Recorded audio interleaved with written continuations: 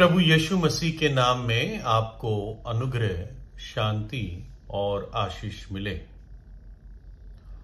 Doctor Albert Einstein ये बहुत मशहूर नाम है और फिजिक्स, मैथ्स के स्टूडेंट्स, इंजीनियरिंग स्टूडेंट्स और इन जनरल जीके जिन्होंने पढ़ा है वो एल्बर्ट आइंस्टाइन का नाम जानते हैं। ये अपनी थियरी ऑफ रिलेटिविटी के लिए मशहूर है और वो थियरी मैथमेटिकल एक्सप्रेशन में है E=mc²। और तत्व में ये थियरी कहती है कि जो ग्रेविटी है, गुरुत्वाकर्षण, ये स्पेस और टाइम को मोड़ती है और इसके एप्लीकेशंस फिजिक्स के वर्ल्ड में साइंटिस्ट ने उपयोग किया है। तो उसमें तो मैं बहुत गहराई में जा नहीं पाऊंगा क्योंकि ये मेरा भी सब्जेक्ट नहीं है। तो एल्बर्ट आइंस्टाइन वुटेनबर्ग जर्मनी में इनका जन्म हुआ था। मार्च 14, 1879, लगभग आज से 140 साल पहले इनका जन्म हुआ था। 6 हफ्ते बाद ही ये विटनबर्ग से म्यूनिक चले गए और यहां पर उन्होंने अपनी स्कूलिंग शुरू की। ये भी जर्मनी में ही था। उसके बाद इसके मां बाप इटली चले गए और फिर एल्बर्ट आइंस्टाइन स्विट्जरलैंड में पढ़ने लगा। 1896 में स्विस फेडरल पॉलिटेक्निक स्कूल जो ज्यूरिख में थी, उसमें वो ट्रेनिंग लेने लगा फिजिक्स और मैथ्स के टीचर बनने की। हमारी भाषा में टीचर्स ट्रेनिंग लेने लगा। 1901 में डॉक्टर आइंस्टाइन को, मतलब अभी डॉक्टर नहीं हुए थे, आइंस्टाइन को डिप्लोमा मिला, स्विट्जरलैंड की नागरिकता मिली और तब उनको कोई टीचर की जॉब नहीं मिल रही थी। तो स्विट्जरलैंड का जो पेटेंट ऑफिस होता है, जहां पे नई नई टेक्नोलॉजीज के ऊपर कॉपीराइट और पेटेंट्स लिए जाते हैं, वहीं पर वो एक टेक्निकल असिस्टेंट बन गए। फिर 1905 में उनको डॉक्टरेट मिली। अब से वो डॉक्टर एल्बर्ट आइंस्टाइन बन गए। जब पेटेंट ऑफिस में काम कर रहे थे एक असिस्टेंट की तरह, तो उनके पास बहुत समय था और वो समय उन्होंने बर्बाद नहीं किया, लेकिन बहुत कुछ अपना दिमाग लगाया और अपनी इस थियरी को उन्होंने पॉलिश किया। 1908 में उनको बर्न में प्राइवेट डोसेंट, एक पदवी होती है जो प्रोफेसर नहीं होता, लेकिन उसके बराबर उसको सारे आदर और वैसे उसको रेम्यूनरेशन या तनख्वाह मिलती है, करीब करीब वैसे, क्योंकि प्रोफेसर की पदवी नहीं थी तो ये एक प्रोफेसर के बराबरी की पदवी होती थी। फिर 1909 में वो ज्यूरिख में प्रोफेसर एक्स्ट्रा ऑर्डिनरी बन गए, जिसका हिंदी में अर्थ होगा प्रोफेसर लाजवाब। एक प्रकार से इनको ये पदवी मिली, प्रोफेसर लाजवाब। 1911 में वो प्राग, जो चेक रिपब्लिक की राजधानी है, उसमें थ्योरेटिकल फिजिक्स के प्रोफेसर बने और फिर वापस ज्यूरिख आए और ऐसी ही पोस्ट पर कंटिन्यू किया।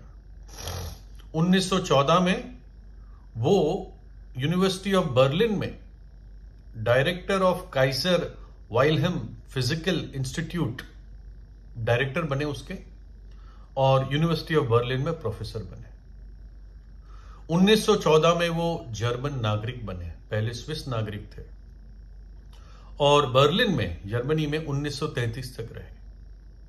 और फिर दुनिया में बड़े चेंजेस आए, दूसरे विश्व युद्ध का समय आया और तब कुछ राजनीतिक कारणों के कारण, क्योंकि ये जूइश थे, ये अमेरिका चले गए और प्रिंसटन यूनिवर्सिटी में थ्योरेटिकल फिजिक्स के प्रोफेसर बन गए और अब ये अमेरिका के नागरिक बन गए। और फिर वो 1945 में रिटायर हुए।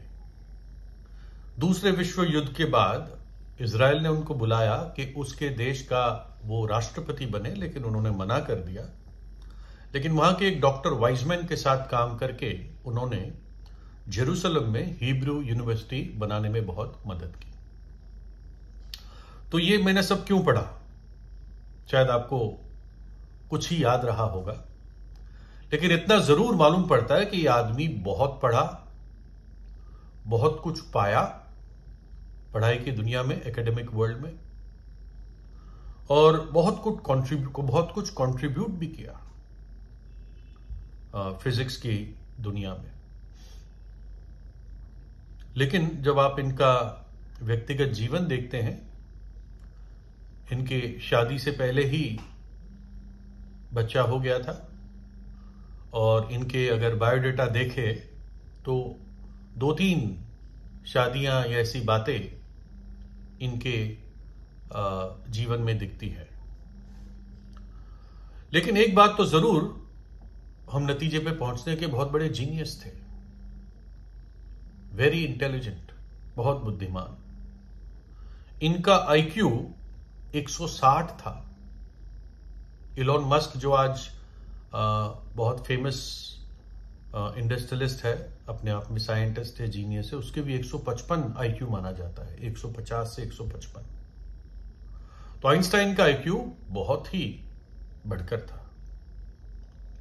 तो इन्हीं एल्बर्ट आइंस्टाइन एक बार अपनी यूनिवर्सिटी के नगर से, प्रिंसटन से कहीं और ट्रेन में जा रहे थे, और सबवे ट्रेन होती है, लोकल ट्रेन होती है, वैसी ट्रेन थी। और कंडक्टर आया, टिकट चेक करता हुआ, जो भी टिकट दिखाता था उसको पंच करता था, जैसे आम हम देखते हैं। और जब कंडक्टर आइंस्टाइन के पास पहुंचे तो आइंस्टाइन अपने पहले जैकेट के जेब में देखा, टिकट नहीं मिली। फिर उसके पैंट के, ट्राउजर्स के जेब में देखा, वहां भी टिकट नहीं मिली। फिर एकदम उन्होंने अपना बैग खोला, वहां भी टिकट नहीं थी। फिर देखा कहीं सीट पे तो नहीं रख दी मैंने, तो वहां भी टिकट नहीं थी। तो कंडक्टर ने देख कर कहा, डॉक्टर आइंस्टाइन, मैं जानता हूं आप कौन हैं, और हम सब जानते हैं आप कौन हैं।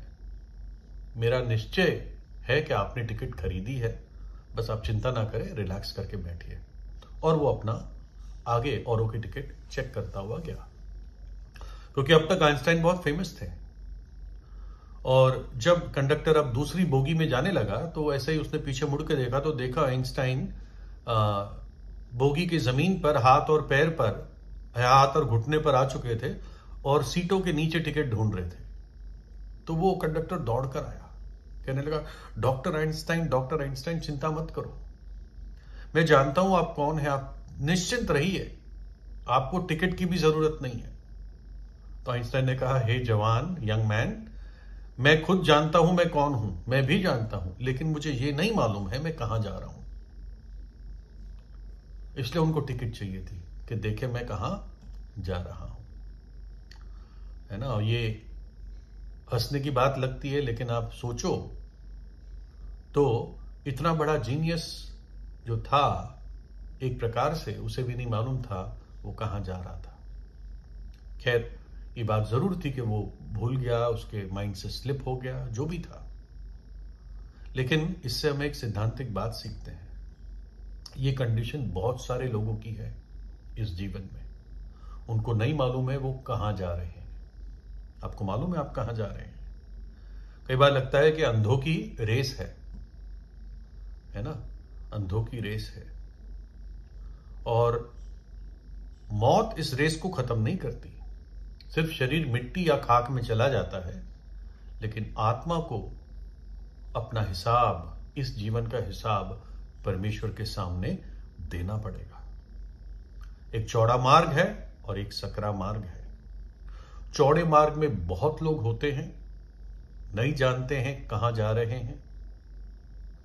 आंखों की अभिलाषा, शरीर की अभिलाषा और जीवन के घमंड की बातों में इनका जीवन लिपटा हुआ होता है रोज रोज। लेकिन इस चौड़े मार्ग का अंत है विनाश, नरक की आग, पापों का दंड। लेकिन जो सकरा मार्ग है उसमें थोड़े पाए जाते हैं, उनको मालूम है वो कहां जा रहे हैं। वो मार्ग सकरा है, कठिन है, लेकिन उसके आखिर में अनंत जीवन है। और किसी भी मनुष्य की दिली इच्छा अनंत जीवन है। कोई मनुष्य मरना नहीं चाहता, वो अनंत जीवन चाहता है। अगर किसी व्यक्ति के सामने मौत के बारे में बात करने लगो तो कहते भाई ऐसे मना बोलो, शुभ शुभ बोलो भाई, शुभ शुभ बोलो। तो फिर कैसे एक व्यक्ति इस सकरे मार्ग पर जो अनंत जीवन को पहुंचाता है उस पर कैसे आ सकता है? बाइबल उसको उत्तर देती है, वो है प्रभु यीशु मसीह। प्रभु यीशु ने कहा, मार्ग, सत्य और जीवन मैं ही हूं। कलवरी के क्रूस पर प्रभु यीशु ने अपना लहू बहा दिया ताकि जो विश्वास करेगा, अपने पापों से पश्चाताप करेगा, उसके पाप धुल सके। हमें धर्मी ठहराने के लिए प्रभु यीशु मसीह तीसरे दिन जी उठा और अनंत जीवन का वो निश्चय देता है। और जो भी उस पर विश्वास करेगा, यीशु के नाम पर विश्वास करेगा, वो जब यहां पर आंख बंद करेगा तो परमेश्वर की उपस्थिति में निश्चित रूप से प्रवेश करेगा। एक डाकू जिसने आखिरी क्षणों में प्रभु यीशु से प्रार्थना की, हे यीशु, जब तू अपने राज्य में आए तो मुझे स्मरण रखना। प्रभु यीशु ने उसको कहा, तू आज ही मेरे साथ स्वर्गलोक में होगा। यदि आप भी उस डाकू की तरह पुकारेंगे, हे यीशु मुझे स्मरण रख, हे यीशु मुझे क्षमा कर, प्रभु यीशु आपकी प्रार्थना को सुनेगा। प्रभु यीशु आपको आशीष दे।